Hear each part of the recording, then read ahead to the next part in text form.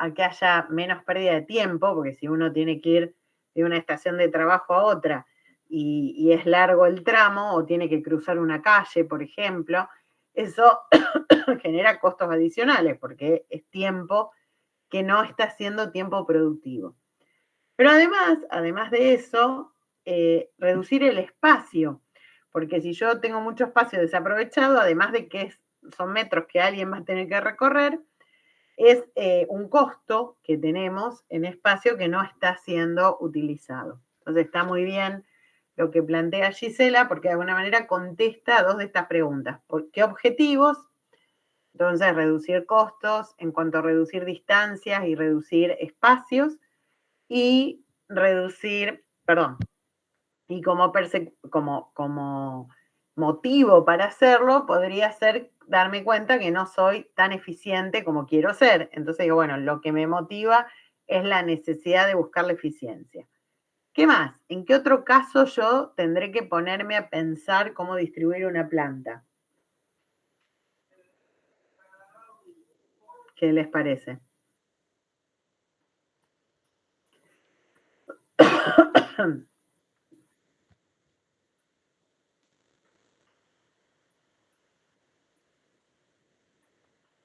Gisela planteó eficientizar una planta que ya existe. Pero ¿qué otra circunstancia puede llevarme a tener que pensar en una distribución?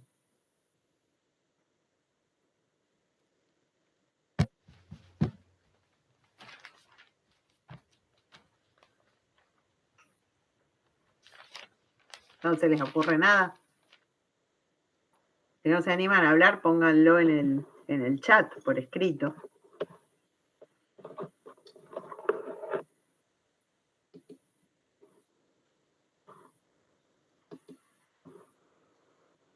Bueno, puede ser que sea una planta nueva. Si yo estoy desarrollando una planta, como estos casos que fuimos viendo de localización de planta, y entonces veíamos en la unidad 7, decidí que voy a poner la planta en las afueras de Rosario.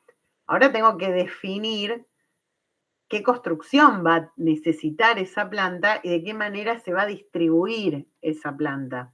Entonces, a veces la distribución de planta tiene que ver con la distribución inicial, que es una distribución planificada, que tiene que ver con esa capacidad de diseño que veíamos en la unidad 6. Es decir, es planificar de qué manera se va a llevar adelante el proceso productivo. Entonces, apenas yo esté diseñando una planta nueva, sea la empresa nueva o sea la planta nueva. A ver, yo tengo una empresa y digo, bueno, que yo, cuando General Motors puso su planta acá en General Lagos, no es que no había otras plantas de General Motors, pero era una planta nueva acá. Entonces tuvo que diseñar la distribución más apta para esta planta que es nueva.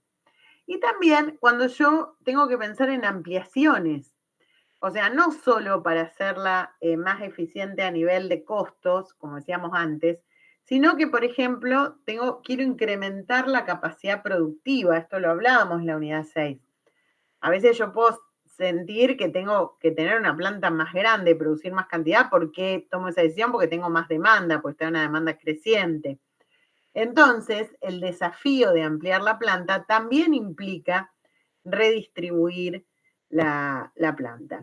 A veces ese plan de distribución se hace en el sentido de una distribución por planificación, cuando yo puedo planificar todo el proceso, incluso puedo planificar el diseño de la planta. Esto es, qué forma tiene el edificio, dónde van a estar los desagües, dónde van a estar las cañerías, etcétera. Mientras que en otros casos yo voy a hacer una distribución por agregación. Esto es, yo ya tengo la planta y tengo que ver cómo incorporo nuevos equipos o nuevos procesos para, como decíamos antes, ampliar la capacidad de la planta o incorporar nuevas líneas de producto que antes no tenía. Esto es interesante. Yo no sé si ustedes ya avanzaron algo con los trabajos en equipo. Si no, pónganse las pilas porque esto es para fin de mes. Yo lo que estaba pensando que en función de los paros y demás, no vamos a hacer exposición. Esto hicimos lo mismo el cuatrimestre pasado. De hecho, Ricardo la hizo el cuatrimestre pasado e hicimos lo mismo en el segundo en el segundo cuatrimestre del año pasado. Así no perdemos tiempo no es perder tiempo, perdón, obviamente la exposición de usted y no es una pérdida de tiempo, pero así nos enfocamos en las clases en sí mismas, digo, bueno, en terminar con todos los temas que siempre es el objetivo. Entonces, lo que sí yo les voy a pedir es que el trabajo me lo manden la semana anterior para que yo pueda corregírselos y ustedes ya tener la nota cuando van a rendir el totalizador. Por lo tanto, vayan haciéndolo, no sé cómo vienen con eso. Si tienen preguntas, si quieren, cuando terminamos la clase, me preguntan. Bueno, en ese trabajo, ustedes pueden elegir. ¿No, vos querías preguntar algo? Sí, yo tenía anotado que el 15 era la exposición, digamos, del TP. Claro, no la vamos a hacer a la exposición, pero Perfecto. sí mándenlo. Nosotros tenemos... ¿Para esa fecha? ¿Cómo? ¿Para esa fecha o hay otra fecha predeterminada? Podría ser la semana siguiente, porque nosotros vamos a tener los integradores el 29 de junio. Eso lo habíamos fijado cuando todavía no sabíamos la fecha del integrador, ¿se acuerdan? Entonces, como ahora ya tenemos la fecha del 29 de junio, el integrador, que después, si alguno tiene alguna superposición ahí con la materia, con la práctica profesional solidaria, me avisa, pero si la están haciendo, ¿no? La otra electiva. Si no, yo, profe. ¿Cómo? A mí se me superpone. Bueno, en ese caso, después escríbeme por privado, así lo resolvemos nosotros, porque además que cambiar la fecha de todos, porque es un lío, vamos a ver los casos puntuales que rindan las dos materias. Profe, ¿en qué horario? ¿Cómo, Daniel? ¿En qué horario sería? ¿En el horario de cursado?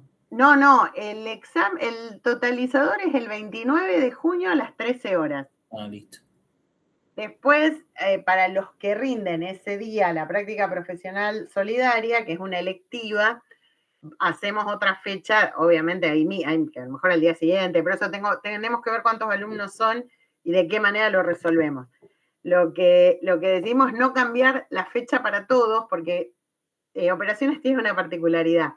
Acá hay chicos de administración de segundo año, de administración de tercer año, de contador de cuarto año y de contador de quinto año.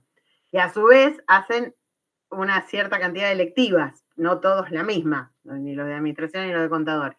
Entonces, cambiar la fecha es complejo porque siempre cualquier fecha que ponemos a alguien se le superpone con algo. Lo que hacemos es atender el caso del que se le superpone. Entonces, en este caso, Gisela, mandame después por privado. Así lo hablo con el titular y arreglamos una solución para puntualmente el que rinda esa materia, que va a tener que presentar el certificado de examen, pedirle a la cátedra el certificado de examen. Bueno, para el resto, la fecha es el 29 de junio. Entonces, para aquellos que rinden, para todos, en realidad tomemos como fecha el 29 de junio, más allá que haya algunos que puedan rendir otro día, lo que nosotros tenemos que pensar es que por lo menos ustedes me estén mandando por mail los trabajos el 22 de junio, o sea, la semana anterior, como para que yo tenga esa semana para corregírselos y eventualmente si ustedes tienen que agregar algo o revisar alguna cosa, tengan tiempo después del totalizador para corregirlo y que ya después cuando cierre la nota yo tenga todo. ¿Está claro entonces ese tema? Sí, profe. Bárbaro. Lo que no vamos a usar es esas clases porque prefiero que avancemos con el programa y si eventualmente terminamos el programa, avancemos con más práctica. Me parece que va a ser más producente para ustedes. Bueno, hecho este comentario que era importante hacerlo, si ustedes eligen tomar distribución como uno de los ejes a analizar en su trabajo de campo, algo importante es preguntarle a la empresa, además de hacer el planito, o ver si lo tienen el plano hecho o hacerlo ustedes, de cómo está distribuida, preguntarle si esa distribución fue por planificación, es decir, pudieron antes pensar la planta y después la plasmaron, o si fue por agregación. Si fue que en algún momento a lo mejor la planificaron, pero después a lo largo del tiempo fueron agregando procesos sin tener la posibilidad de planificarlo. Lo que tiende a pasar cuando uno aplica la distribución por agregación es esto que Gisela comentaba al principio. Bueno, puede pasar que a lo mejor en eso de ir modificando una estructura que ya tenía armada, no haya diseñado la mejor opción. Entonces, esa es otra posibilidad de distribución, decir, bueno, a ver, ¿qué es lo que tengo y de qué manera puedo planificar esto que tengo, más allá de que yo haya llegado hasta acá por agregación? ¿Con qué finalidades? Esta que decíamos con Gisela, reducir costos, ser más eficientes, reducir espacios e incluso tener productos de más calidad, porque vamos a ver que también una distribución deficiente puede perjudicar la calidad del producto. ¿Por qué? Porque a lo mejor hay demasiados pasos, demasiados recorridos, y en esos recorridos el producto en proceso se puede dañar.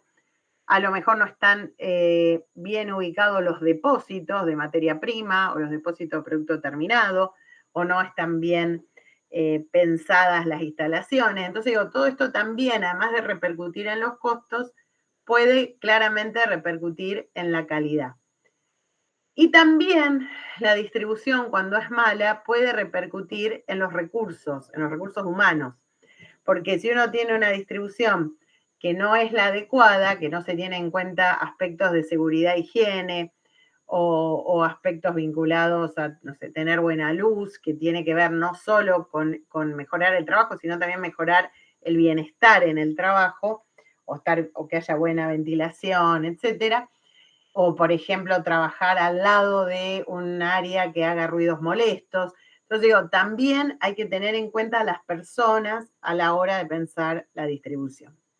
Bueno, todo esto que fuimos hablando, ahora lo vamos a ver en las filminas, pero las voy a ir pasando un poquito rápido porque es todo esto que fuimos comentando entre todos. Yo dejo de verlos, así que lo que sí les voy a pedir es que si en algún momento algo ocurre, o me mandan un WhatsApp o me avisan oralmente porque no los veo.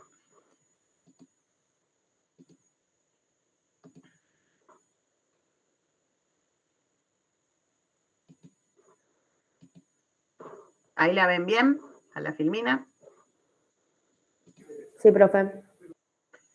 Bueno, aquí está un poco lo que veníamos hablando. La distribución de instalación entonces tiene que ver con esto, con analizar la mejor forma de disponer de los edificios, las máquinas y los sistemas de servicio.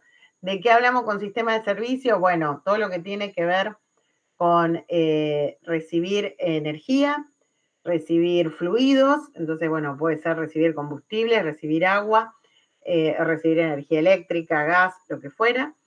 Todo lo que son efluentes, es decir, todo lo que se genere a partir de esos procesos, y todo lo que pueda tener con servicios generales, como por ejemplo cuando yo hablaba recién del personal, lo que tiene que ver con los sanitarios, lo que tiene que ver con los vestuarios, lo que tiene que ver con la parte de salud, digo, de tener un área de primeros auxilios. Entonces, pensar de qué manera ubicar todo eso que no hace al proceso productivo. Por ejemplo, el comedor también está dentro de los servicios. No hacen a lo mejor al proceso productivo en sí, pero sí a la calidad del trabajo en sí mismo. ¿Qué es lo que nosotros buscamos, como decimos? Bueno, pensar en los costos, esto que muy bien decían ustedes antes. ¿Cuál es la superficie necesaria para el desarrollo de la actividad productiva? ¿Cuáles son las longitudes de los procesos operativos? O sea, cuántos metros se tienen que recorrer a lo largo del proceso productivo, y los tiempos improductivos que se generan o no productivos que se generan por el desplazamiento de materias primas, partes componentes o personal. Entonces, hay dos grandes objetivos vinculados a la eficiencia que muy bien los dijeron ustedes. Reducir distancias entre los centros de trabajo y economizar espacio. ¿En qué momentos tenemos la oportunidad de desarrollar esta distribución de instalaciones? Los que yo le contaba.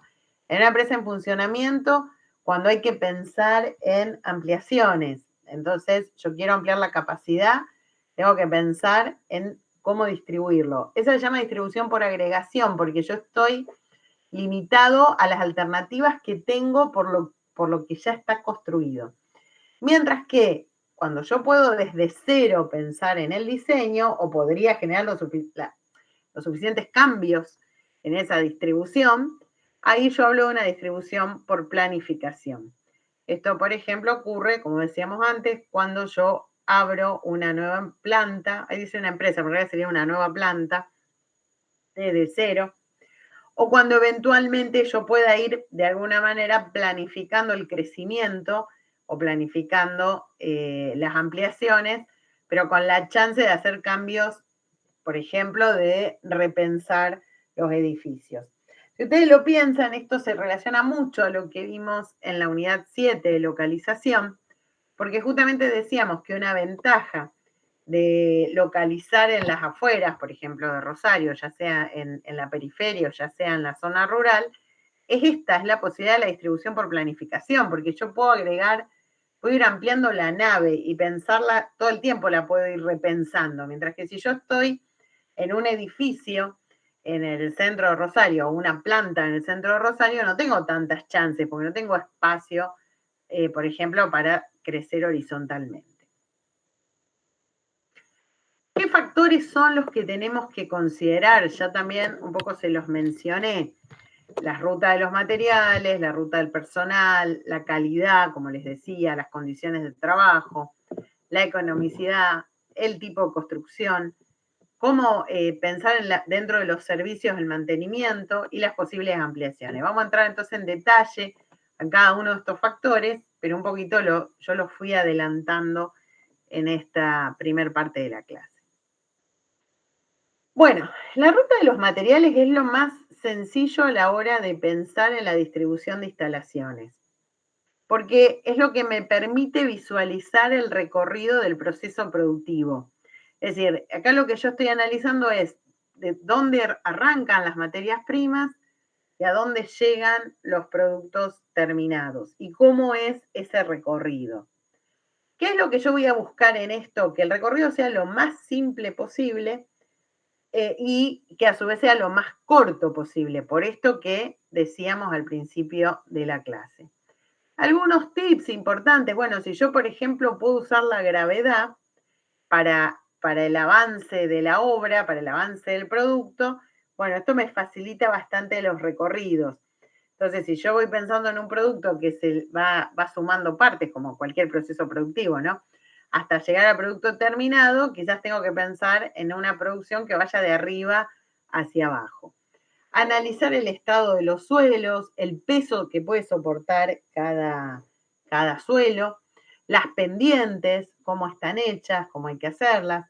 Si eventualmente hay que atravesar calles, entonces esto tengo que tratar de evitarlo. Esto a lo mejor a ustedes les parece raro, pero a veces ocurre en estas distribuciones por agregación, que no queda toda la planta en el mismo edificio. A veces la planta se construye en dos edificios por disponibilidad de esos terrenos o disponibilidad de esos edificios, y entonces hay que atravesar calles en los procesos productivos. Eso claramente reduce la eficiencia y también puede impactar en la calidad.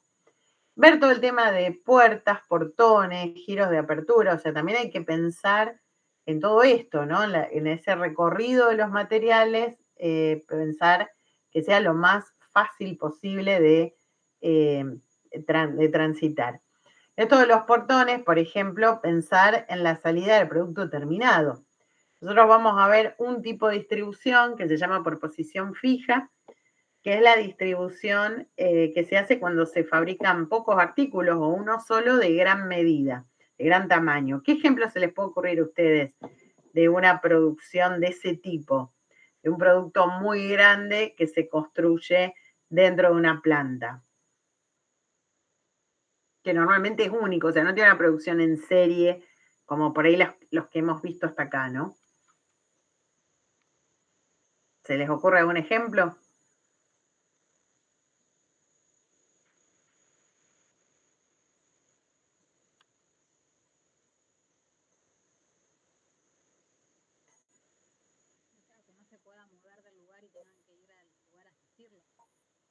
Sí, la posición fija es que el producto va creciendo desde un lugar y se le van llevando las piezas o las partes. Bien, excelente. Un avión, un barco, para que lo ubiquemos, ¿no? Entonces, yo estoy fabricando estoy haciendo un avión o estoy en astillero haciendo un barco, tengo que pensar de qué manera va a salir. Digo, parece una pavada, pero si yo no preví el portón de salida, voy a tener que tirar abajo media planta para que el producto salga. Entonces, bueno, estas cosas hay que pensarlas bajo el paraguas de la ruta de materiales, es decir, el recorrido que los materiales hacen dentro de ese proceso productivo. Al igual que los materiales que van recorriendo, yo tengo que analizar a las personas que están involucradas en ese proceso productivo. Y de vuelta, ¿qué es lo que tengo que hacer? Pensar en reducir al mínimo las distancias recorridas por esas personas, porque dijimos que eso es tiempo no productivo. Entonces, localizar próximo entre sí los centros que más se interrelacionan, reducir los tiempos de entrada y salida del personal, de forma que, por ejemplo, los vestuarios, la puerta de ingreso y demás estén bien ubicados, lo mismo el comedor.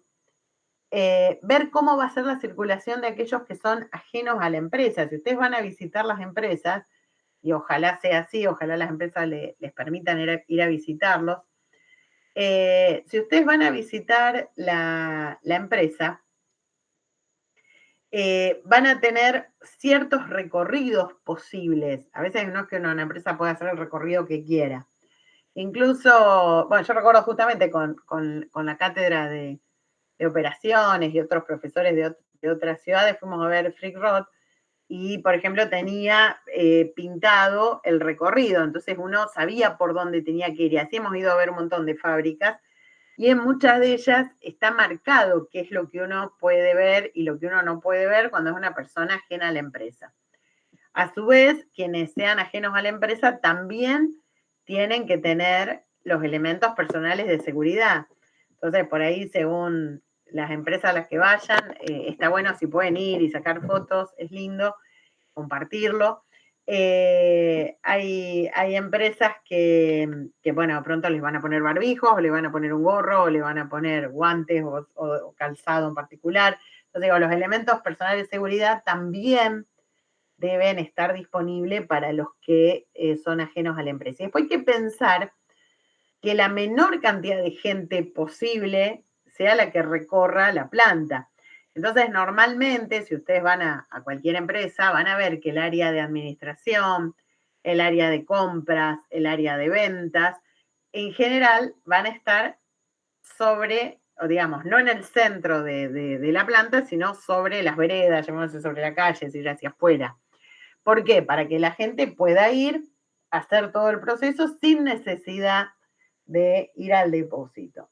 Yo, por ejemplo, trabajé muchos años haciendo consultoría en Rosenthal, que es el depósito de producto de consumo masivo, y si uno no es que tenía que ir al depósito, bueno, puntualmente me tocó analizar el tema del depósito, pero digo, si uno no trabajaba en consultoría en lo que era el depósito, podía perfectamente estar en las áreas administrativas y ni tocar el depósito. Entonces, ¿cuál es el sentido de eso? Bueno, que la menor cantidad de gente posible sea la que recorra la parte de las instalaciones que puedan ser más riesgosas por los procesos productivos, porque hay determinado movimiento de bienes, determinadas maquinarias, etc. Y lo mismo con el que viene de afuera. Si alguien tiene que venir a cobrar una factura, a pagar algo, a vender o a comprar, bueno, la idea es que no esté recorriendo la planta gratuitamente. Entonces, esto tiene que ver con tener en cuenta entonces la ruta del personal propio, pero también las personas ajenas a la empresa que puedan llegar a tener que entrar a la planta.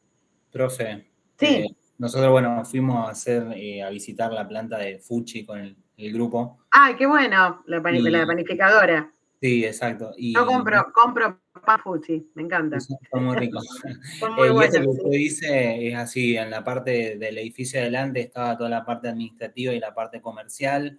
Después también estaba en la parte de adelante, la parte donde está almacenado el producto que va a ser distribuido. Y más hacia el fondo teníamos toda la parte de producción y demás, y estaba el sector de calidad, y más al fondo de todo estaba la parte del depósito. Exacto, muy bien. Bueno, porque eso busca, por un lado, proteger a los alimentos en sí y después proteger a la gente, porque cuál es la necesidad que todo el mundo esté recorriendo toda la planta. Buenísimo que fueron acá Videolagos. Estuvo muy bueno. Nos Al hicieron poner la 4500. cofia y todo. ¿Cómo, Daniel? Nos hicieron poner la cofia y todo. Así Bueno, que, pero es que está perfecto que es así. Está perfecto porque es la lógica de proteger a la persona y proteger al producto, las dos cosas. Sí. Entonces, perfectamente les pueden poner barbijos, cofia, delantal blanco, el cosito de los zapatos para no ensuciar. Y además nos dieron producto para probar. Muy bien, muy bueno. Bien, Es muy bueno el pan. Sí. Muy bueno la marca Fusi. Bien. Excelente, Daniel, por el ejemplo. Bueno, esto también tiene que ver con eso. Los principios de calidad, esto que decíamos, no es solo pensar la distribución desde el lugar de los costos y la eficiencia, que obviamente siempre va a ser un factor esencial, pero también desde el lugar de la calidad, yendo a lo que vimos en las unidades 4 y 5. Es decir, evitar el exceso de manipulación del producto. ¿Por qué? Porque si el producto hace recorridos muy largos o pasa por condiciones, por ejemplo, mucho calor, mucho frío, mucha humedad, pasa por condiciones adversas para ese producto, la calidad va a estar de alguna manera comprometida.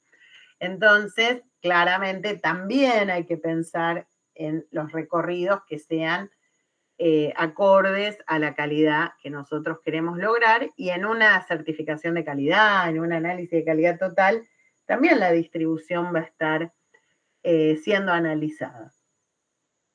Bueno, esto que yo decía, otro tema importantísimo son las condiciones de trabajo, y no tiene que ver con el proceso productivo en sí, tiene que ver con la gente que participa de ese proceso productivo, para que las personas estén lo más cómodas posibles trabajando, porque eso va a generar, primero, más seguridad, que esto es fundamental.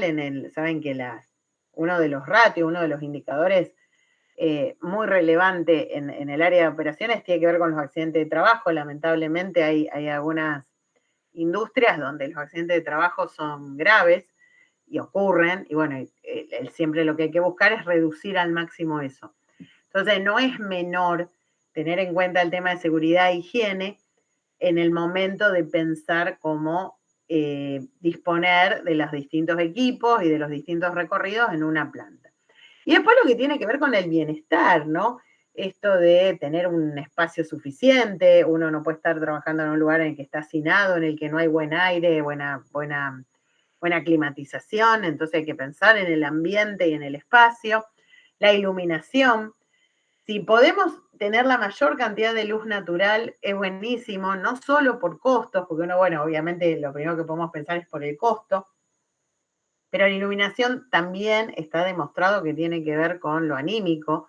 No es igual trabajar con luz natural que con luz artificial, no nos hace lo mismo a la salud mental, física, etcétera. Entonces, cuanto más luz natural pueda haber, mejor. Por supuesto, hay áreas que no pueden tener luz natural. De pronto, si uno piensa en depósitos de materia prima o producto terminado, muchas veces necesariamente esos productos no tienen que estar en lugares con que estén muy, muy iluminados, por ejemplo, porque a lo mejor necesitan determinados ambientes, pero no es tanta la gente que trabaja en esos depósitos dentro de lo que es la planta total. Pero bueno, esto por supuesto hay que pensarlo, siempre está ese juego entre una cosa y la otra. La higiene, como decíamos, para que se pueda limpiar bien, para que haya buena ventilación. Y la seguridad, si hay máquinas peligrosas, que estén distanciados de donde hay más personas, si hay algún área que tenga riesgo de incendio, que esté bien acondicionada para justamente reducir esos riesgos, bien ubicada para reducir el impacto en otras áreas y demás, y todo lo que tenga que ver con las salidas de emergencia. Hacer simulacros, bueno, todo esto entraría dentro de las condiciones. Bueno, el otro punto es el tema de la economicidad. Esto creo que es de lo que más hemos hablado, es decir, esto, bueno, pensar en la eficiencia. Entonces, por ejemplo, la eficiencia es agrupar los centros de trabajo que necesiten el mismo tipo de fluido, por ejemplo, agua, gas, vapor, gasoil. Piensen en un edificio, no sé si alguno de ustedes vive en un edificio, ¿dónde se ubican las baterías de baño en los edificios, en cada departamento? ¿Dónde se ubican? Lo mismo con la cocina, ¿no? O el calefón o lo que tengan.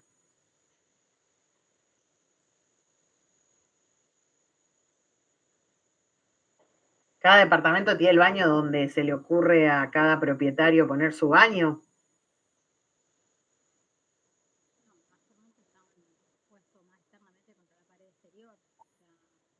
Pero ¿cómo están respecto uno de otro? No importa en qué pared estén.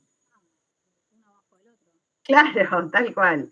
Bueno, ese es un principio de economicidad, porque el caño maestro por el que baja el agua para todos los baños o para todas las cocinas, los caños de desagüe, los caños, el tema del gas donde estén ubicados los calefones, todo eso tiene una lógica en la que en todo el edificio se aprovecha de esa manera, si no sería un incordio tener que pensar en cañerías distintas para cada piso.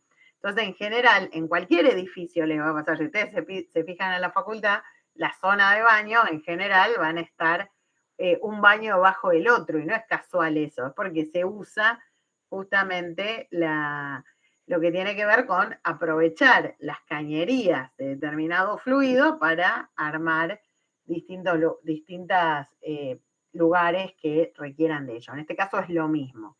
Y obviamente lo que hablábamos antes, economizar superficie, es decir, tratar de tener la menor superficie posible afectada por la planta. Bueno, otro punto que es sumamente interesante son las premisas de construcción. Yo voy a tener una planta que va a estar toda en el mismo piso y entonces tengo distribución horizontal, o si yo voy a pensar una planta en distintos niveles y entonces tengo distribución vertical. En general, la distribución horizontal me genera menores costos de construcción. Es más fácil construir todo en el mismo nivel porque cuando yo voy poniendo distintos pisos, tengo que pensar en el tema de cimientos, tengo que pensar en una construcción que es bastante más compleja. Entonces, en principio, si ustedes ven las plantas que están, como les digo, sobre la ruta, si salen de Rosario un poco y ven las plantas sobre la ruta, normalmente van a tener todas planta baja muy extendida, a lo sumo pueden tener un primer piso, que a lo mejor hay un área de administración o algún área más administrativa y no tanto de producción. Y en general van a tener esa lógica. ¿Por qué? Porque es más barato. Si yo tengo un terreno grande, es más económico hacer una distribución horizontal. Por otro lado, la carga del suelo es ilimitada en el piso, porque yo ahí tengo suelo debajo, entonces no tengo el problema de un primer o un segundo piso donde tengo un tema de peso. Digo, por ejemplo, nosotros en la facultad, cuando se compran las resmas de papel, que en general se compran para todo el año, se hace una provisión anual, se ponen en el subsuelo, porque si las pusiéramos todo, no sé, donde está la imprenta, que es en el segundo piso, es demasiado pesado, no digo que se va a venir abajo el edificio, pero podría generar algún tipo de daño. Entonces, siempre se va a buscar que lo que es muy pesado esté a la altura del piso. Entonces, en una distribución horizontal, yo no tengo esa limitación, porque está todo con esa lógica. También lo que me permite es tener mejor ventilación, porque yo podría tener, digamos, claraboyas en toda la superficie del techo, porque no hay nada construido encima, y también me permite tener más luz natural.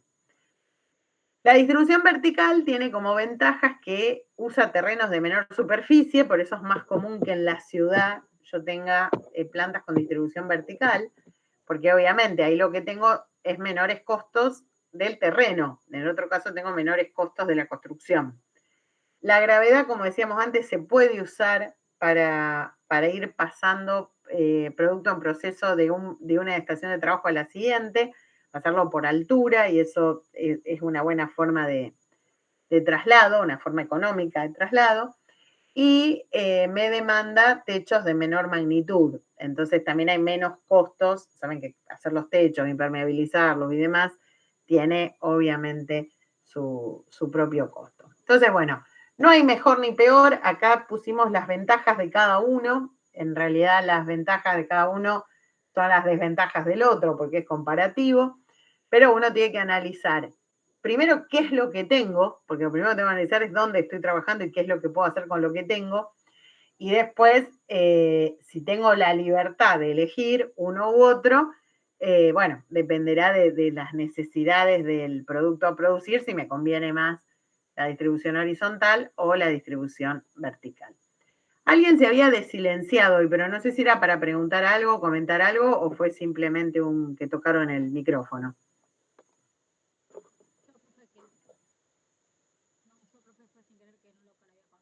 Bien, no hay ningún problema. Bueno, yo por si quieren preguntar, digo que si no, yo arranco y... Bueno, tenemos 2 factores más a considerar.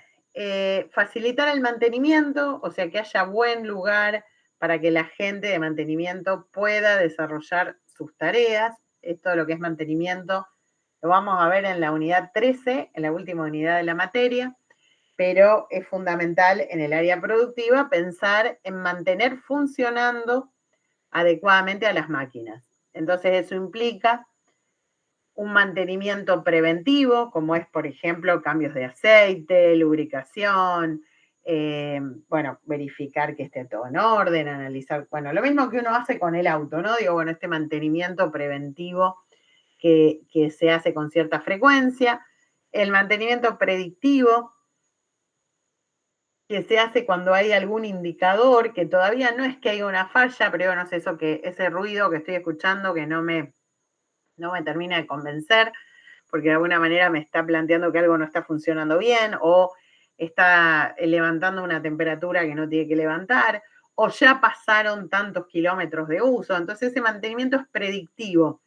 ¿Por qué decimos que es predictivo? Porque todavía no ocurrió la falla, pero me está dando idea de que puede estar por ocurrir.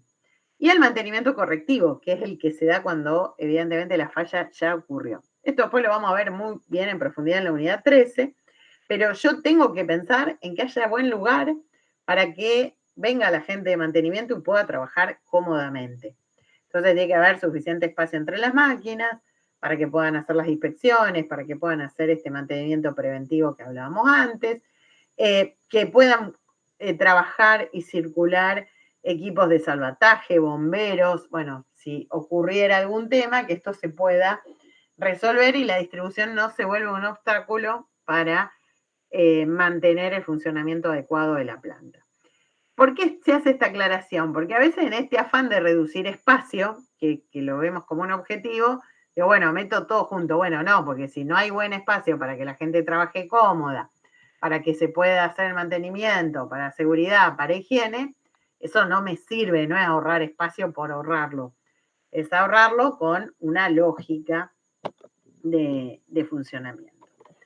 Y el último tema es que si yo puedo, debería de planificar la planta ya teniendo en cuenta futuras ampliaciones. Eso es lo que me va a permitir que aun cuando yo haga ampliaciones no sean por agregación, sino que sean por planificación. Entonces, esto que decimos, a veces cuando la empresa se muda de la ciudad a la periferia o se muda directamente a zona rural, lo hace porque está pensando en las ampliaciones. Entonces digo, bueno, no es solo la planta que yo necesito hoy, sino también la planta que voy a necesitar en el futuro. Y esto lo veíamos en capacidad y se cruza con este tema y se cruza con localización. Fíjense cómo todos los temas se van relacionando. Entonces, si yo creo que el negocio está en crecimiento, debo de pensar en una planta que me dé la chance de, en el futuro, crecer. Justamente realizar esas ampliaciones en forma organizada, en forma sistémica. Bien, hemos visto el punto 8.1 y 8.2. Y sé que lo estamos viendo medio rápido, pero estamos... yo les aseguro que vamos a llegar a ver toda la materia, porque me gusta que no dejarles temas colgados. Pero díganme, ¿hay alguna duda hasta acá? ¿Se entiende? ¿Algo que quieran preguntar? Me encantó el ejemplo que dio Daniel, buenísimo, de la empresa a la que ya fueron. ¿Estamos bien? Bueno, seguimos entonces con la 8. Cuando uno piensa en este esquema de... Ahí voy, de distribuir las instalaciones, hay una forma de planificarlo, digo, hay un conjunto de etapas, como ocurre en cualquier proceso, que me permite llevar adelante esa distribución de manera, como decíamos antes, sistemática. Esto implica entonces un conjunto de etapas que la primera claramente va a ser definir los objetivos a conseguir. Decíamos hoy al principio que yo puedo tener objetivos relacionados con los costos, pero también puedo tener objetivos relacionados con el bienestar del personal, puedo tener objetivos relacionados con la calidad, puede ser que el objetivo sea mejorar una planta que ya existe, o puede ser que el objetivo sea aumentar la capacidad de una planta que ya existe, o que el objetivo sea distribuir una planta nueva. Entonces, fíjense que hay un montón de posibilidades a la hora de pensar los objetivos y es fundamental que yo lo tenga claro de entrada, porque eso va a implicar un estudio y un análisis distinto. No es lo mismo pensar en el análisis para reducir costos que pensar en cómo introducir una nueva línea de producción, como se plantea ahí, o definir una nueva planta. Digo, acá estos son algunos ejemplos, pero podría haber otros más. Agreguen ahí una planta nueva, ¿no? Digo, bueno, puede ser de qué hago con una planta nueva. Bueno, una vez que yo tengo claro esos objetivos, vienen las etapas tradicionales, les diría yo, de cualquier proceso de optimización. Lo primero tiene que ver con analizar, con relevar y analizar. ¿Qué es lo que tengo que relevar y analizar? ¿Cuál es la situación actual? ¿Qué producción voy a tener? ¿Qué elementos son los que se van a fabricar? ¿Qué hojas de ruta y de operaciones tengo? Todo esto lo vimos primero en la unidad 2, donde hablábamos de la producción, del producto, y después en la unidad 3, ¿no? ¿Se acuerdan? Hoja de ruta, hoja de operaciones. ¿Qué cantidad de personal es necesario para cada etapa? ¿Qué maquinarias son las que se van a trabajar? ¿Qué fluidos necesita cada uno de esos procesos productivos? Y entonces pensar en las cañerías y en los desagües. ¿Cómo se van a tratar los efluentes? Fíjense, es toda información que nosotros ya fuimos viendo en las otras unidades. Pero yo tengo que tener claro entonces qué es lo que voy a fabricar y cuál es el proceso productivo. Y todo lo vinculado a eso, porque eso es mi insumo básico, o sea, yo voy a partir desde ahí. Después, yo lo que tengo que analizar es, por ejemplo, si ya tengo o no tengo un edificio. Porque si ya tengo un edificio, mis alternativas van a ser más limitadas que si no lo tengo. Si la planta es para ser construida de cero, bueno, las alternativas son muchas más que cuando yo ya tengo una planta, perdón, vamos acá, una planta funcionando. Por ejemplo, tengo una planta funcionando, bueno, entonces a lo mejor hay cosas que es más difícil cambiar, porque ya tengo las cañerías, ya tengo los desagües, entonces es distinto que cuando yo arranco desde cero. Lo importante es que en cualquier caso yo tengo que generar alternativas. Se van a generar distintas alternativas factibles para esa distribución y luego esas propuestas, acá dice, se van a presentar en maquetas o planos. Bueno, esto es lo que ha cambiado bastante. Esas propuestas cuando yo estudié operaciones en los 90, se utilizaban sistemas con, no se rían, tergopol y alfileres e hilos. Entonces iban midiendo las dimensiones y los metros recorridos. Hoy esto lo hacemos con cualquier software. Entonces esto, por eso yo le digo que ya práctica no damos de la 8, porque esto no tiene sentido que yo le pida a ustedes que armen la maquetita. Acá, digamos, nosotros vamos a usar un software que me va a permitir construir distintas alternativas y medir, cuantificar, por ejemplo, los metros recorridos, los metros ocupados, etc. Para poder elegir la mejor alternativa.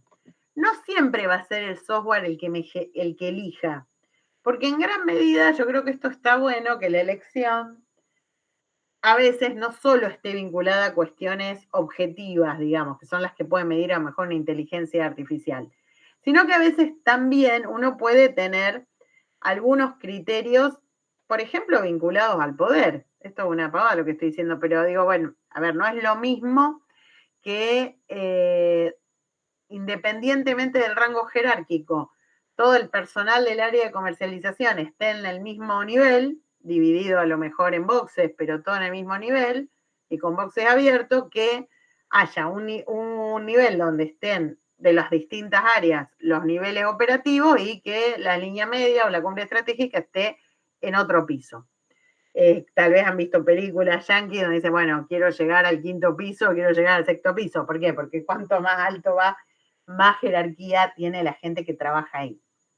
Esto no me lo da un software, porque no tiene que ver con una cuestión de puntajes objetivas, sino que tiene que ver con algunas cuestiones subjetivas y con algunas cuestiones de poder y de política.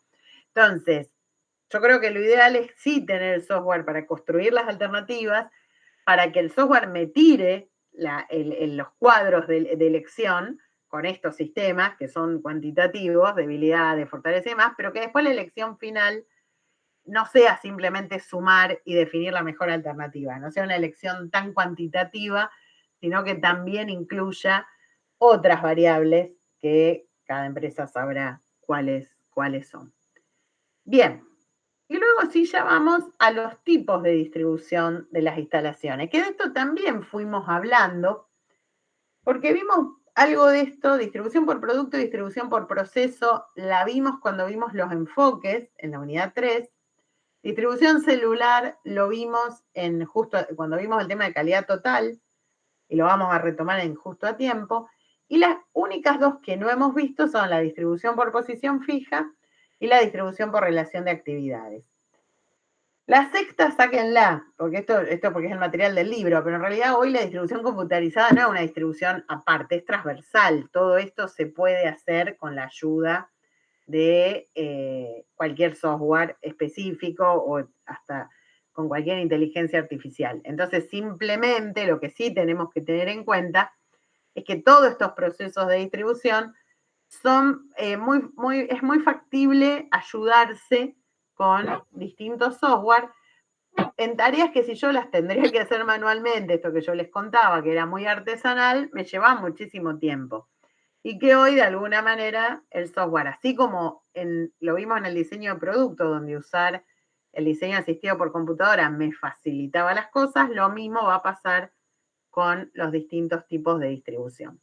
O sea, para pasar en limpio, no vamos a ver la distribución computarizada, que es la sexta, táchenla, porque en realidad acá hablan de unos software de los años 90 y hoy ya tenemos mucho más software disponible, pero sí tengan en cuenta esto, que gran parte de estos procesos y cuanto más difícil es la planificación de la distribución, y ahora cuando lo vayamos viendo se van a dar cuenta, más se usa software y menos queda en un plano de lo artesanal o de lo manual.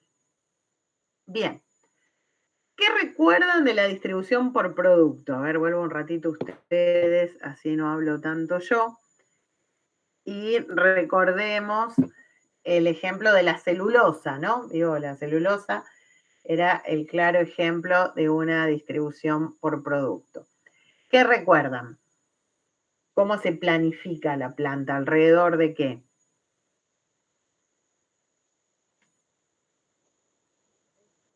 Exacto, la planta se planifica alrededor del producto, no hay otra cosa acá. ¿Por qué? Porque nosotros estamos hablando de empresas que fabrican qué variedad y qué cantidad de producto. Y alguien más que no sea Ceci que vamos a tener que empezar a pagar. Poco porque estamos ganando poco los docentes, pero bueno.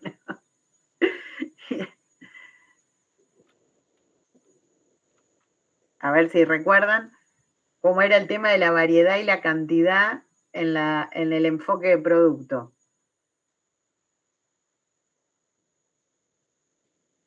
Recuerden el caso de la celulosa. Un producto con mucho volumen. Exacto, muy bien. Como dice Leandro, yo tengo poca variedad o ninguna, o directamente un único producto, muy pocos, en muy grandes volúmenes. Entonces, la producción en general en estos casos es continua, que es lo que quiere decir que el producto va pasando de una estación de trabajo a la siguiente. Es clásico de lo que es la producción en línea. Lo vimos en ese video, después les puedo compartir algún otro video, lo que es producción en línea. Entonces, el producto va pasando de una estación de trabajo a la siguiente, sin detenerse en ninguna, es decir, en cada una va siendo procesado, entonces casi no hay producto en proceso. Porque entra la materia prima, va evolucionando hasta que llega a ser un producto terminado. Y el único producto en proceso que tengo dando vueltas es el que está siendo transformado. Obviamente acá yo lo que tengo que lograr es reducir las distancias.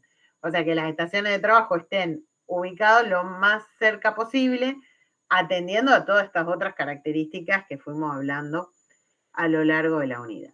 Entonces, vamos a la distribución por producto. Bueno, entonces, en este caso, todas las operaciones necesarias para fabricar un producto están una detrás de la otra y lo más cerca posible, esto que decíamos recién.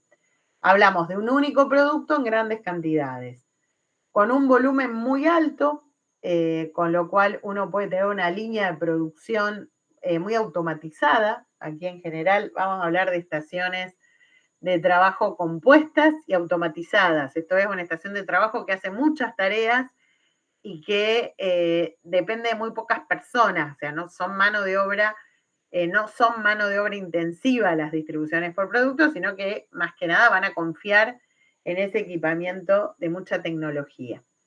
¿Por qué vale la pena justamente comprar algo de muy alta tecnología? Porque se va a amortizar bien por la cantidad de producto que tengo, o sea, no va a afectar tanto al costo unitario, pero yo tengo un volumen muy alto.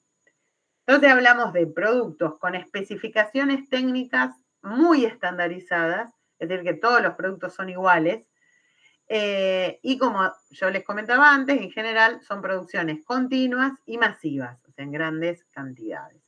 Ahí hay un dibujito horrible, pero bueno, más o menos se dan una idea, que tiene que ver con la línea de producción. ¿Qué ventajas tiene la distribución por producto? Bueno, primero que es sencillo, en este caso es fácil planificar y controlar. Acá no necesito demasiado software, puedo usar, obviamente, pero en realidad es bastante sencillo porque lo que hago es ir siguiendo la hoja de ruta. O sea, como hago un único producto, es bien lineal el recorrido. Voy a tener un trabajo muy especializado, con tareas sencillas, fáciles de aprender. Los tiempos productivos se minimizan. Recuerden que cuando vimos el enfoque de producto, marcábamos que su fortaleza era la eficiencia. Y la eficiencia productiva tiene que ver con los costos y con los tiempos. Hay un transporte reducido de materiales y tenemos bajo producto en proceso. No hay mucho inventario de producto en proceso porque el producto va pasando de una estación a la otra de manera continua. ¿Cuáles son las desventajas? Bueno, necesitamos, como decíamos antes, invertir en equipos que son caros, porque son equipos muy automatizados, entonces hay una alta inversión en capital. Ese trabajo que es muy especializado genera lo que llaman la alienación, esto que es perder el contexto, perder la noción de lo que uno está haciendo, de qué manera afecta al total, porque es como el trabajo se termina parcelando demasiado, entonces lo que no está robotizado, porque hay muchas partes que ya directamente lo hace un robot, y es bastante sencillo de robotizar porque son tareas muy repetitivas, pero sin embargo hay muchas tareas que todavía no se robotizan porque es más barato pagarle a alguien que comprar un robot. Ese trabajo es completamente alienante. No sé si han estado en plantas de procesamiento de trabajo en línea, como yo les contaba, sí he estado en varias, y es impactante porque a lo mejor una persona hace el mismo movimiento a lo largo de las 8 horas de trabajo. Esto me va a generar, por un lado, la cuestión mental, que obviamente es un trabajo que agota en el sentido de que no me da ningún desafío de pensamiento o de creatividad, pero también físico. O sea, también se pueden generar lesiones físicas por repetir determinados movimientos. Por otro lado, un problema en la estación de trabajo afecta la salida final de la línea de producción. Esto también lo vimos. ¿Se acuerdan cuando armábamos la línea de producción? Cuando vimos capacidad y decíamos que si uno fabrica 8 unidades, la estación siguiente fabrica 9, la estación siguiente fabrica 5 y la siguiente fabrica 10, la salida va a ser 5, porque la más lenta es la que va a marcar la salida general. Entonces, la cadena de producción es tan débil como su eslabón más débil. Es un poco lo que plantea el punto siguiente, y son poco flexibles. Recuerden que la mayor debilidad de la distribución por producto era la falta de flexibilidad. Todo esto lo hemos visto cuando vimos enfoque por producto y yo les iba adelantando que lo íbamos a volver a ver en la distribución por producto.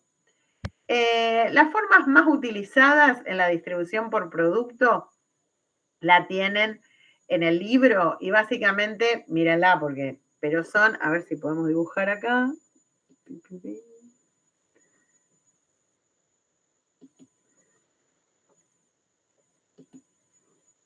Ahí va. ¿Dónde está? Ahí, bueno. En general puede ser la línea, que es la que es vertical así, digamos, que es continua, pero después puede ser en S, no sé dónde tengo, se me va a cualquier lado. Puede ser en S, puede ser en O, puede ser en U, puede ser en I.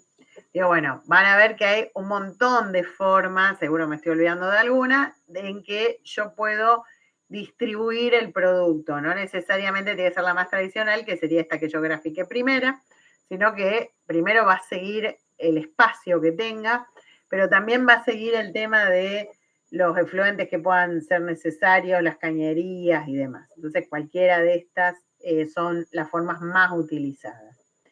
Según el tipo de industria, lo que vamos a tener es industrias que son convergentes. Esperen que soy horrible dibujando. Búsquenla en el libro, les aconsejo. Esto es una industria convergente. Lo que quiere decir es que yo arranco a lo mejor con 3 procesos productivos distintos y después convergen en una única línea de producción. En otros casos es al revés, es divergente. Entonces, por ejemplo, el caso del papel que nosotros vimos, el video que nosotros vimos llegaba hasta la bobina de papel, pero hay algunos videos que muestran que a lo mejor una vez que esté hecho el papel, y se vende como papel de colores, otro se le hace un proceso y se vende como un papel, qué sé yo, de carta, otro puede ser un papel para envoltorio, otro puede tener un papel metalizado, entonces eso es divergente. Este es convergente y este es divergente. Y en otros casos pueden darse de las dos maneras, ser convergentes y divergentes. Es decir, partir de una serie de procesos, tener una parte común en el medio y después llegar a cierta variedad de productos terminados. Esos son los tipos de industria. Obviamente, la que pusimos al principio es la monolineal, ¿no? En la monolineal no hay ni convergencia ni divergencia. Es línea de producción pura. El caso del papel, hasta donde nosotros lo vimos, era monolineal. O sea, no había convergencia y divergencia. Pero después, en la vida real, puede haber distribuciones por producto que partan de distintos procesos productivos y después se unan, hagan toda una parte junto y después se separen o combinen las dos maneras. El equilibrado de líneas ya lo vimos, el equilibrado de líneas lo vimos cuando vimos capacidad, es esto de que todas las estaciones de trabajo tengan la misma capacidad, generen la misma cantidad de unidades por unidad de tiempo, entonces yo no tengo de esa manera que enfrentarme a cuellos de botella que me generan una pérdida de capacidad. Y las estaciones de trabajo compuestas y automatizadas no son otra cosa que esto que yo un poco les iba adelantando. Digo, bueno, yo puedo tener y más que nada hoy en día, que se ha avanzado tanto en lo que se llama la industria 4.0 ya a esta altura, entonces hay muchas partes productivas que directamente están basadas en una automatización completa del proceso productivo y que se pueden hacer varias tareas, no es que hace una sola, sino que a lo mejor en una única estación de trabajo se abarca una buena parte del proceso productivo. ¿Alguna duda con estos aspectos a considerar? No, profe. Bien. Antes de pasar a la distribución por posición fija, vamos a ir a la contracara de la distribución por producto, que es la distribución por procesos. Y esta va a tener que ver con el enfoque de procesos. ¿Se acuerdan el ejemplo que habíamos visto del editorial? ¿Qué es lo que ocurre en un enfoque de proceso? A ver, ¿qué recuerdan del enfoque de proceso de la unidad 3?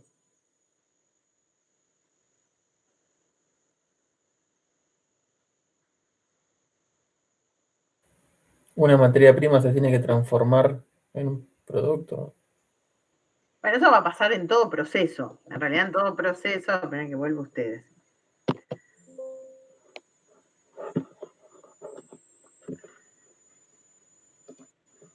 Ahí voy. Ahí estoy. A ver, en todo proceso productivo, yo parto de la materia prima o de los materiales, depende de qué en qué etapa yo estoy, y voy a llegar a un producto terminado. Pero ¿qué diferencia al enfoque de producto del enfoque de proceso? Ustedes recién dijeron las características del enfoque de producto. ¿Cuáles son las características del enfoque de proceso por contrapartida de ese enfoque de producto? Lo podemos sacar por oposición, digamos.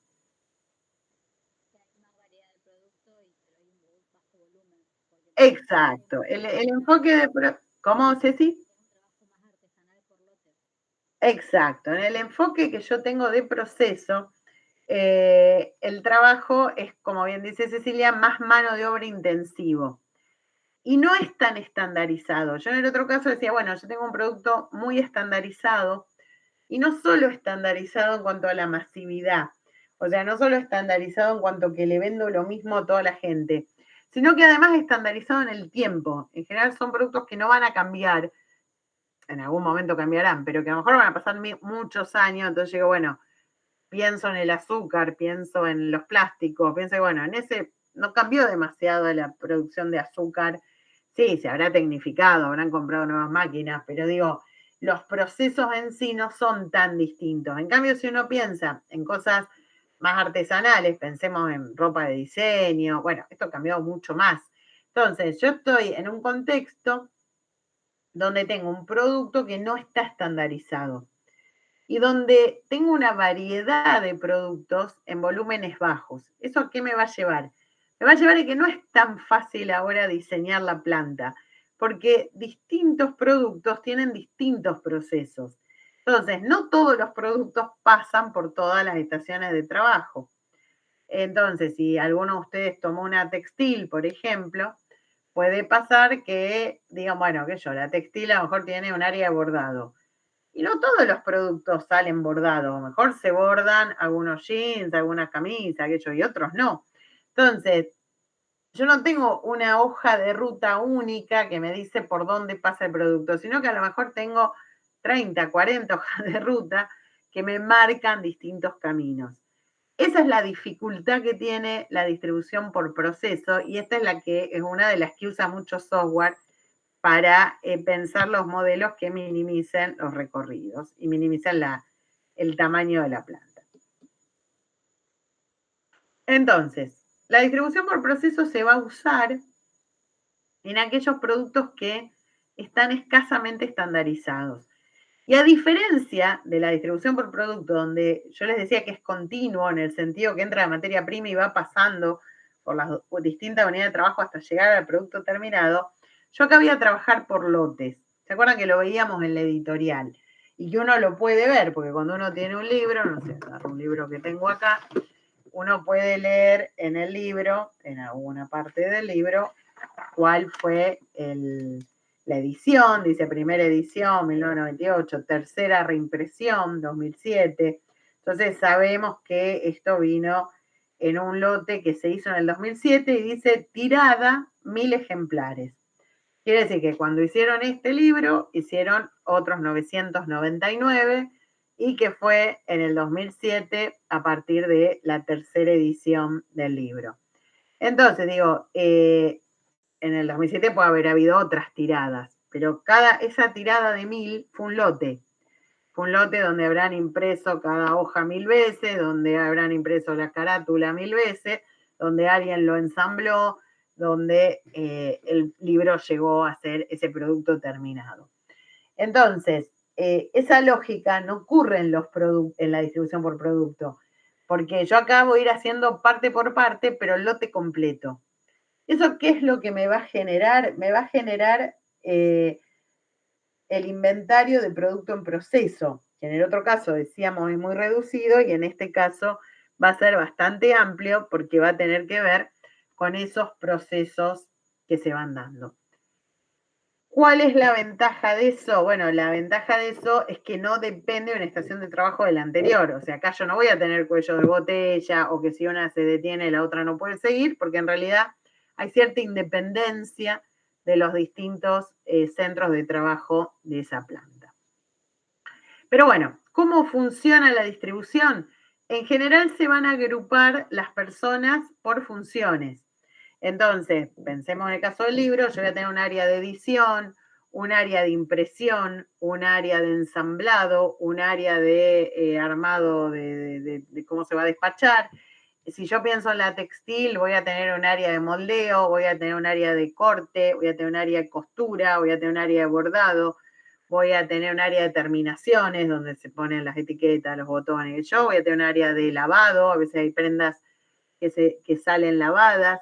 Voy a tener un área de envasado, ¿se entiende? Es decir, cada área va a reunir a personas y a equipos en general no tan automatizados, como veíamos en el caso del editorial, que van a hacer la tarea completa. Y el pasaje de una función a la otra va a ser por lotes. Bien.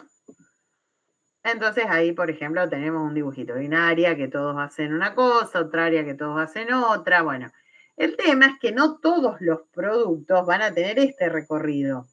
Puede pasar que yo tenga un producto que a lo mejor de la operación 1 pasa a la operación 3, porque tal vez no tiene que incluir la operación 2. Y de la operación 3 a lo mejor pasa a la 5. Entonces digo, no todos los productos van a tener el mismo camino. Cada uno va a tener su recorrido o incluso podrían tener órdenes distintos según los productos y demás.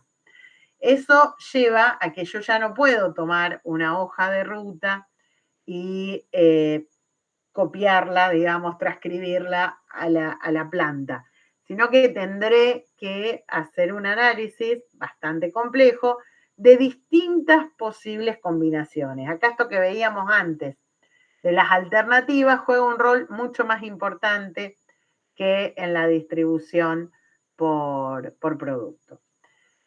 ¿Qué ventajas tenemos? La flexibilidad, lo vimos en la unidad 3, los equipos universales que implican una baja inversión, la mano de obra muy calificada, el personal motivado, porque es un trabajo que enriquece, son cargos con un enriquecimiento importante, porque uno tiene la posibilidad de, pensemos en el libro, ¿no? De diseñar, de elegir colores, de pensar qué es lo mejor dentro de eso que se está generando, y que los problemas en una estación de trabajo no afectan a las restantes porque los pasajes de una estación de trabajo a otra se hacen en lote.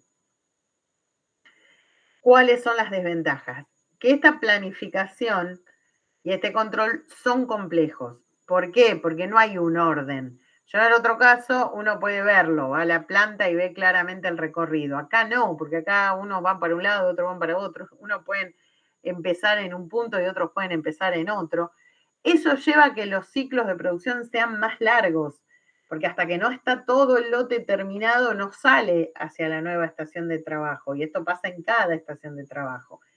Eso me da elevados stocks de producción en proceso, hace que el transporte de materiales sea menos eficiente y genera los costos variables altos y que a la larga también repercute en los costos unitarios altos porque no se alcanza la eficiencia que alcanzamos en la distribución por producto. Si ustedes recuerdan, no estamos viendo casi nada nuevo, a lo mejor lo estamos profundizando, pero es lo que vimos en los enfoques de producto y en los enfoques de proceso. Bueno, aquí lo que se hace, que es bastante complicado, es el análisis relacional. Que ese análisis relacional lo que va a hacer es analizar qué movimientos de lotes hay de una unidad de trabajo hacia la otra. ¿Para qué? Para reducir la cantidad de lotes que pasen por estaciones de trabajo que no sean contiguas. Es decir, yo lo que voy a tratar es que aquellas estaciones de trabajo que tienen más movimiento estén una al lado de la otra. Eso se hace un gráfico, yo lo que les voy a pedir que ustedes lo vean en el libro, no se espanten porque no lo van a tener que hacer en la práctica, pero para que tomen noción y también lo puedan explicar, de lo dificultoso que es hacer eso si uno no tuviera un software, porque es muy artesanal y empezar a cambiar de lugar las posibles alternativas para que sea lo más eficiente posible esa distribución. Y después hay que analizar cómo se distribuyen los servicios. Esto que son los servicios, lo decíamos antes, los servicios técnicos como la luz, la energía, bueno, la energía eléctrica, el agua, el gas, los combustibles, los desagües, los servicios a los empleados como el comedor, el baño, el sector ¿cómo es? De vestuarios, de primeros auxilios, bueno. Y, bueno, los servicios al proceso que tendrían que ver, bueno, en parte con esto también de los servicios técnicos. En los servicios al proceso podríamos tener estos que decíamos antes y también lo que es mantenimiento, que es fundamental. Por ejemplo, el tema de mantenimiento en algunos productos tendrían que estar lo más cerca posible de determinadas estaciones de trabajo. Bien, esto no está acá graficado. Sí les voy a pedir a ustedes que vean los gráficos del libro, más allá del gráfico que yo les hago acá, vean los del libro y si quieren la próxima clase lo hablamos si surgen dudas, porque en general siempre es muy común que entregue una pregunta o de localización o de distribución, o de las dos. Les diría que esto es medio que es clavado que cae. Y siempre que tengan que tomar distribución van a tener que graficar. Sobre todo va a quedar en la teoría porque justamente no le vamos a tomar práctica de lo que es distribución. Bien. ¿Alguna duda? Esperen que salga un segundito acá. Ahí vuelvo con ustedes. Ahí estoy. ¿Alguna duda con lo que tiene que ver con estas dos distribuciones por producto y por proceso? Bueno, voy a ir a la que queda en el medio y después ahora vamos a ver cuando hacemos la próxima clase y después les comento una cosa, que es la distribución celular. ¿Por qué digo que la distribución celular queda en el medio? Porque la distribución celular lo que busca es la eficiencia de la distribución por producto, es decir, busca generar la línea que permita realizar todo el trabajo completo, pasando de una estación de trabajo a la siguiente y no trabajando con lotes, pero busca tener flexibilidad. Entonces, ¿cómo se logra esto? Bueno, se logra a través de la generación de células. Una célula es como una mini fábrica, digamos. ¿En qué sentido? Que la célula va a tener una parte completa de la producción de una pieza, de la producción de una familia de piezas o incluso de la producción de un producto. Entonces, vamos a suponer que la empresa quiere fabricar 20 productos, puede tener 20 células y cada célula trabaja con distribución por producto, como si fuera una pequeña planta. Y eso le da la eficiencia. Y la flexibilidad se la da el hecho de que sean 20 en lugar de 1. ¿Se entiende más o menos por dónde va?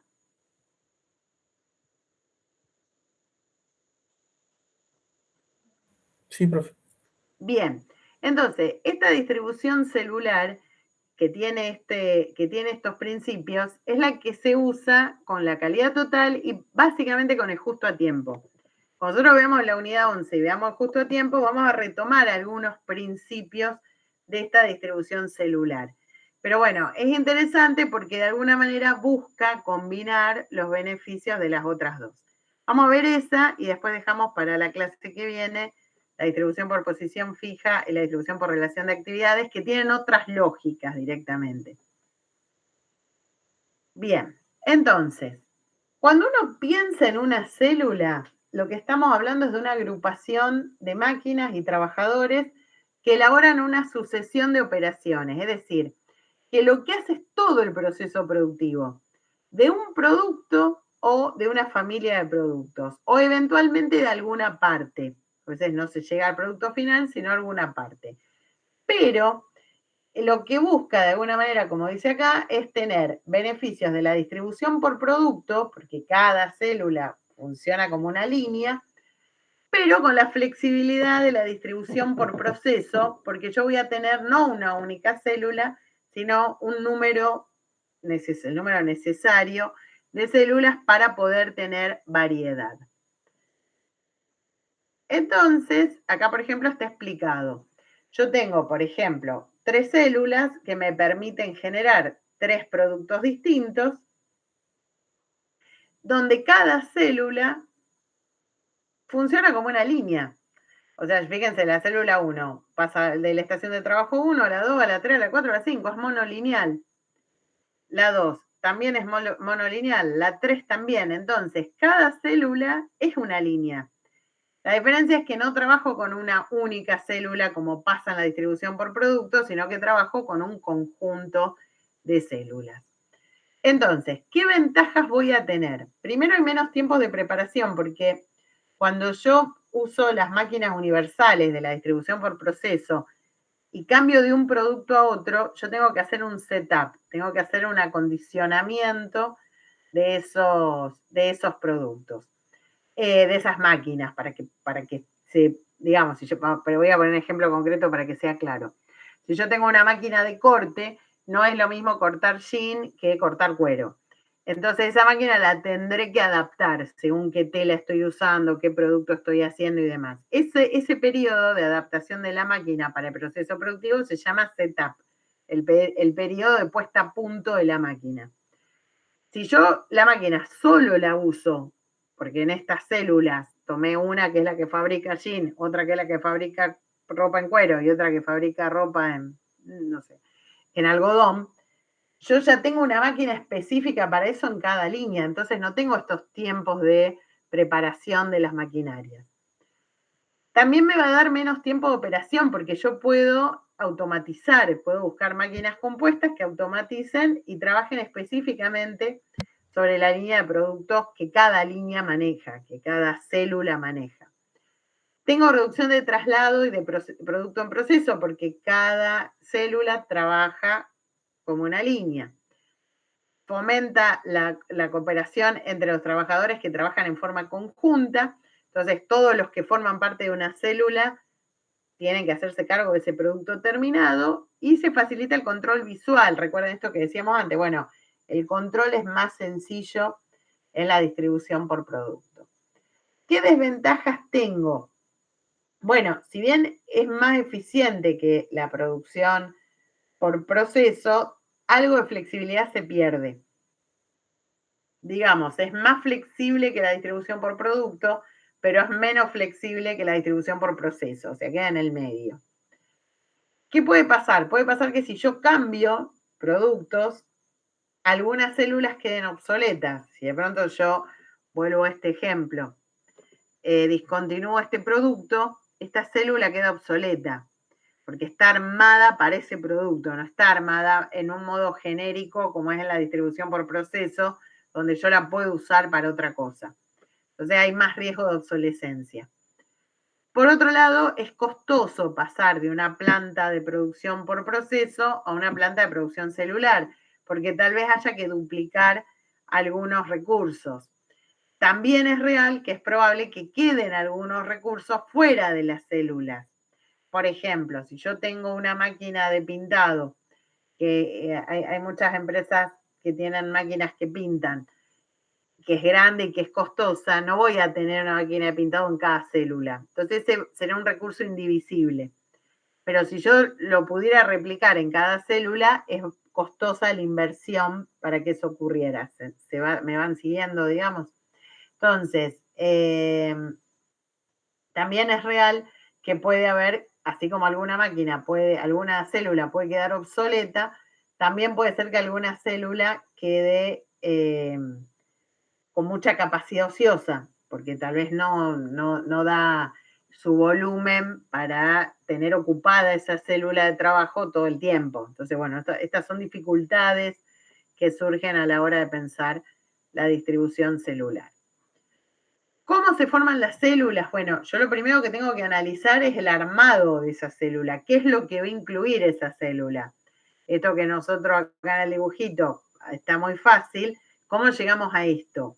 La célula 1, ¿cuál es? La que fabrica qué. ¿Por qué consideramos que ese grupo de productos o esa familia de partes son la misma célula y no son distintas células. Bueno, ese proceso es bastante complejo, es determinar cómo se van a agrupar las partes y qué flujo va a tener cada una de esas células, de qué manera van a funcionar.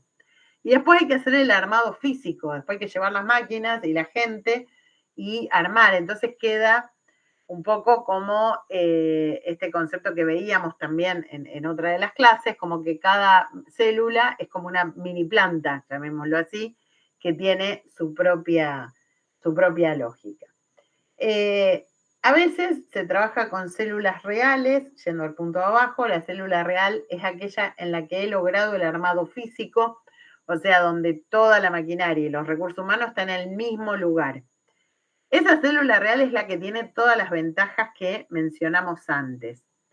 A veces necesito una célula virtual. Esto lo que quiere decir es que quizás realmente no está todo en el mismo lugar físico, sino que hay cierta distribución por las características de la planta.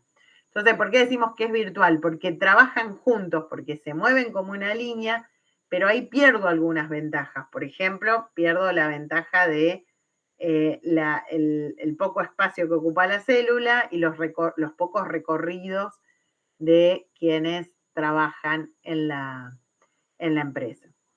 Después puede ser que yo tenga una célula única que hace todo. El empleo de célula única lo que quiere decir es que todo el proceso productivo ocurre en la misma célula. Entonces, desde materia prima hasta producto terminado, todo ocurre en esa célula.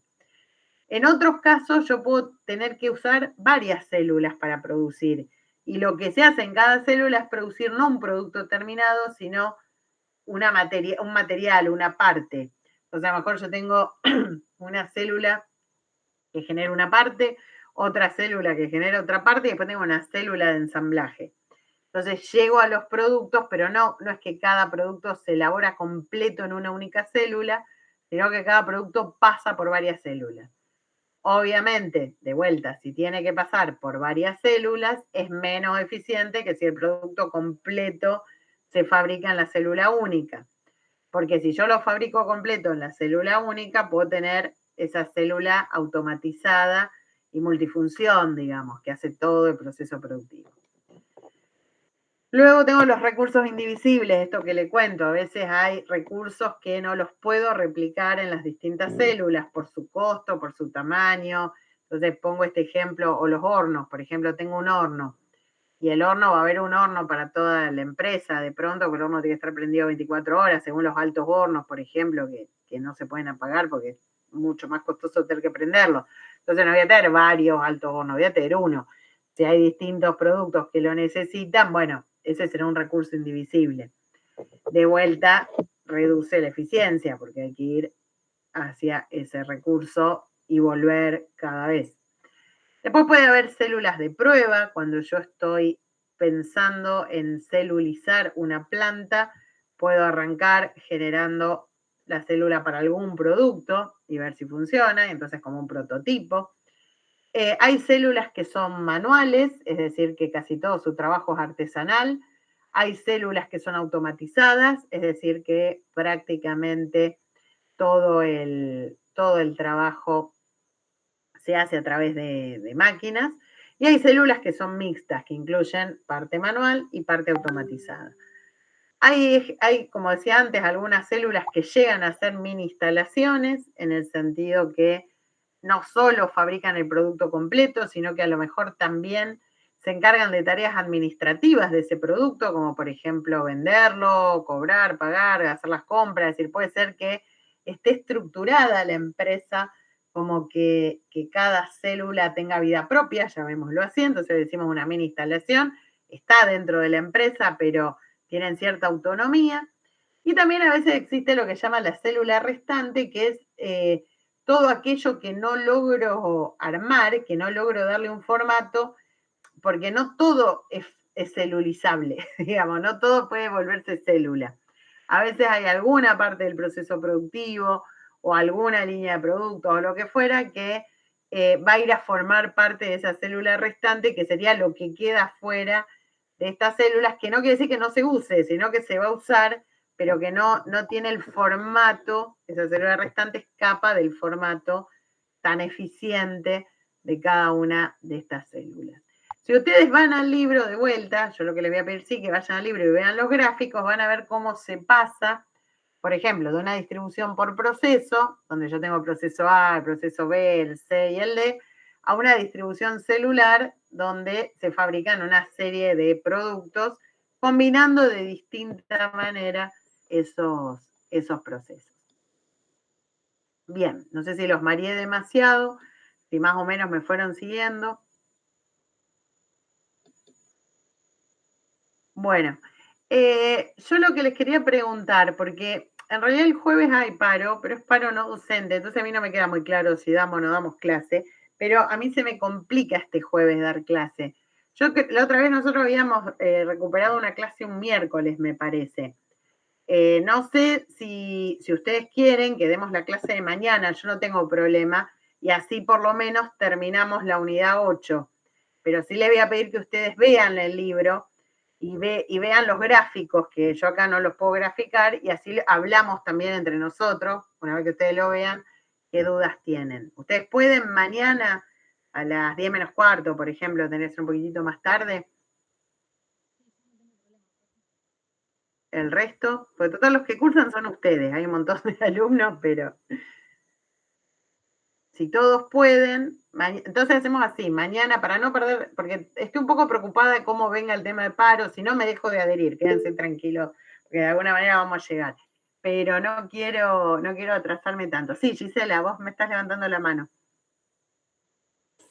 No, fue sin querer, profe. Quería poner una manito para abajo. Que yo no puedo, pero que se conecten igual, no hay problema.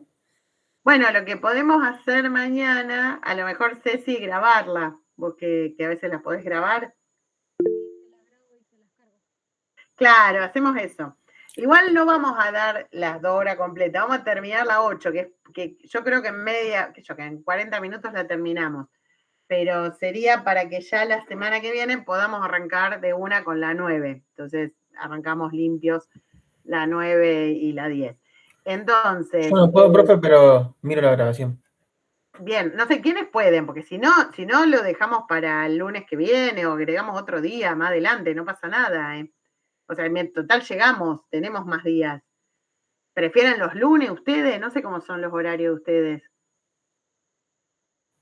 No, yo lunes y miércoles no puedo, pero yo no tengo problema en mirarla en video o hacerla solo y después le hago una pregunta si tengo alguna duda. Así que por mi parte no hay problema. Bien, pero ¿cuántos son los que no pueden? Porque ya hay 3 que no pueden, Ricardo, Gisela y Leandro. Bueno, vamos a hacer una cosa, porque tampoco quiero que se pierdan la clase. No vamos a hacer la clase mañana. La semana que viene damos clase martes y jueves. Haya paro o no haya paro, damos martes y jueves. Vemos al jueves que viene cómo estamos. Si estamos bien en tiempo, no agregamos una clase más. Y si estamos complicados, ahí revisamos cuándo la agregamos. ¿Les parece? Así nadie se pierde la clase, que me parece mejor. Sí, mejor, profe. Dale, entonces hacemos así. Mañana no los veo, el jueves tampoco. En realidad técnicamente hay paro, pero como es paro no docente, entramos en este espacio que no sabemos qué paro nos abarcan y cuáles no. Hagamos esto, la semana que viene damos clase martes y jueves. Llueva, truene, haya paro o lo que fuera. Y el jueves revisamos cómo estamos yo creo que vamos a estar bien, porque tenemos todavía 3 semanas hasta el totalizador. Así que bueno, entonces los veo el martes que viene. Listo, gracias. Chao, chao. Muchas gracias a ustedes.